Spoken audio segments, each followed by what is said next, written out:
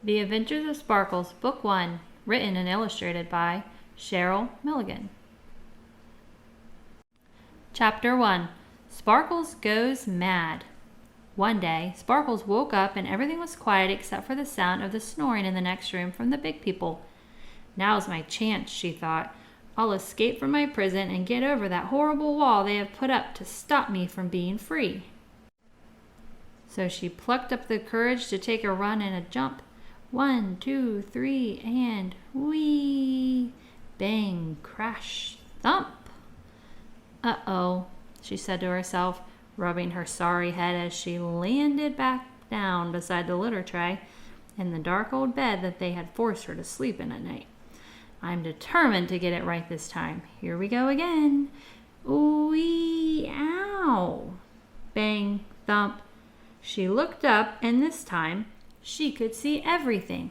I've made it, she said to herself triumphantly. I can go anywhere, and they are all asleep so they can't catch me and put me back in my prison. Yeah, meow. So Sparkles first decided to check out the bathroom as there was a little space for her to get in. One whiff of that stink and she thought better of it. What on earth do they do in there? She thought to herself, but then she spied the toilet. That looks like a good place to jump up on. So she crept in, only meowing a little as she didn't want to wake up the big people. She saw the round bowl with the lid on it and thought, there might be food in there. No problem for a kitty cat like me to get some yummy grub in my tum-tum. Plucking up the courage for a second time, she backed up a little and made a run for it. Up, up, and away! She went flying through the air like a torpedo out of control. Splash! What is it? She thought. That ain't no food. As she started sinking down the bowl. Help! Meow! Meow! Poor Sparkles was sinking and sinking right down the toilet bowl and getting sucked under. All of a sudden there was a loud noise and a familiar face. It was the one who had brought her home. What was his name again? Oh yeah, Sam. They had called him. Sam rushed over to the toilet bowl. Quick as a flash, he scooped up the bedraggled kitten and yelled, Mummy, Mummy, come here. But before the big person called Mummy appeared, the less big person, what was his name again? Oh yeah, Bobby, came crashing through the door and came to a skidding halt. What on earth is happening? He yelled. You woke me up. Bobby stopped almost as soon as he had started. His mouth dropped open and he started laughing hysterically, pointing at the soaking puss. The cat's been swimming in the toilet. Ha ha ha ha, he repeated again and again. That's hilarious. And he fell down on the floor, crumpled up in a heap of uncontrollable laughter. Sam, however, did not see the funny side of things. Bobby, he shouted, help me. We've got to save Sparkles. Chapter 2, Sparkles in the Toilet. Bobby got up from the floor and quickly dashed into action. Here, he shouted. Take this, throwing a towel at Sam, who wrapped it round poor trembling Sparkles. At that moment, Big Person, who they call Mummy, appeared through the door, wiping sleep from her eyes. What on earth is going on here? She cried. Poor kitty cat. Let's dry her up now. What happened? She asked them. Sam was furiously rubbing and rubbing Sparkles down. She escaped, and I think she must have gotten in the toilet somehow. Mummy, help her. So they brought her downstairs and turned it on. Sparkles thought to herself, what is all the fuss about? Why are these big people crying and screaming? That hot air is quite nice, actually. Oh no, ouch, it's burning. Ah, meow! Sparkles' fur began to singe, and she leapt out of reach up the stairs into the bathroom to the scene of the crime. All three of them came crashing up after her, shouting, Sparkles! Here, puss!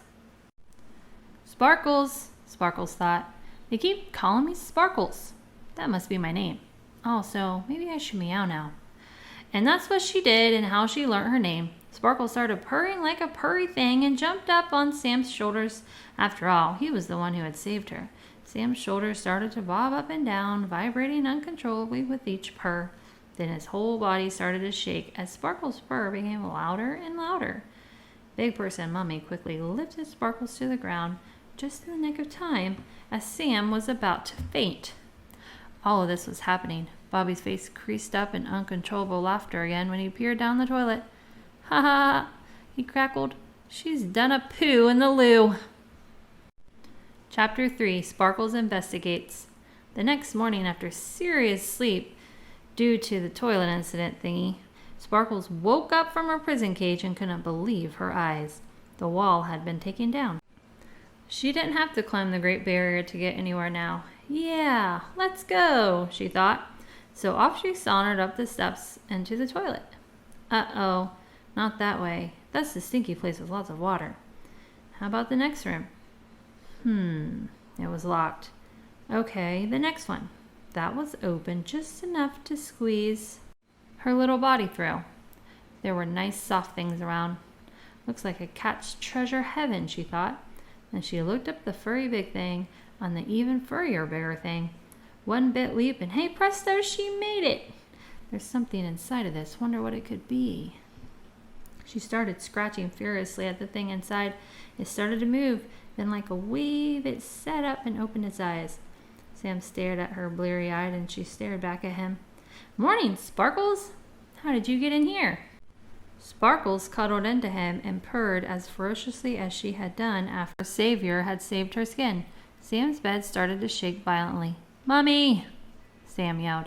The bed's breaking! Thump, thump, thump, with the sound of footsteps running up the hall into Sam's bedroom. She looked from Sam to Sparkles to the bed and sighed, turned around and walked out again. Mommy! Yelled Sam again. No answer. The bed fell apart. Crash! Chapter 4, Sparkles and Belle. A week later, Sparkles spied the big white furry fluffy thing they called Belle. Big person Mummy always called her good girl and bad girl, but don't know why. She was lying on the sofa with her eyes closed, making a sleepy noise. Sparkles thought from the bottom of the sofa on the hard floor. I want to get up to the top of the sofa, but how can I do it? Let me see. Sparkles circled round and thought, there's only one way. Forward. I'm sure the big white thing won't mind. Whee! She made a run and jump, springboarded off the big white thing as a trampoline, and yes, made it up on the first attempt. That was easy, she thought. Big fluffy thing opened her eyes in disbelief and horror at the assault that had just happened. I'm free! Yippee! Another clean attempt on the way down saw even wider eyes open in further horror. Ha! Thought Sparkles. That's the bounciest thing in the world. Countless jumps later, and the white thing got up in disgust and stretched its giant's front legs, then back legs, and looked pleadingly over at Big Mummy, who came over and stroked her.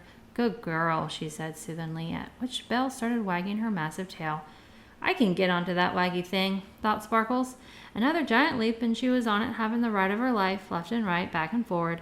What a blast! Whee! Thump! She was thrown up in the air, landed back on the sofa. Yes, she thought. I'll definitely do that again. Now Belle had nervously moved out of harm's way, hiding between Big Mummy's legs. She was making stretchy movements with those big, pearly white gnashers. Okay, let's up the ante, thought Sparkles. Another giant kitty leap, flying through the air like a cannonball, aimed directly at the open-jawed Belle, and in!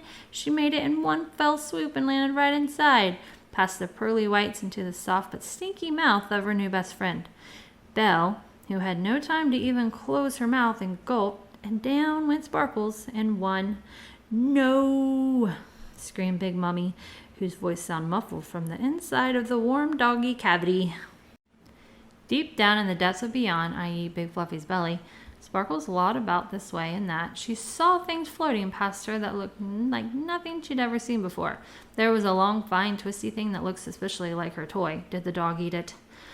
Other brown clumpy things that she'd only seen similar to her little tray. Long green shapes that she'd seen reflecting in from the outside of the massive window which Fluffy loved to incessantly go in and out of. Of particular interest was something with feathers which floated in front of her nose. One swipe of the paw and she got it! Yes, that was the plaything that Fluffy loved more than anything else in the world. All of a sudden there was a sharp shock and a yelping muffled noise. Back and forward she went up and down, twirling this way, that, until her own tummy felt a bit funny, and the things that she stuffed down her came out and floated alongside everything else. Then, quicker you could say fire, she shot out, projectile-like, out of the pearly white jaws that had ingested her just as quickly.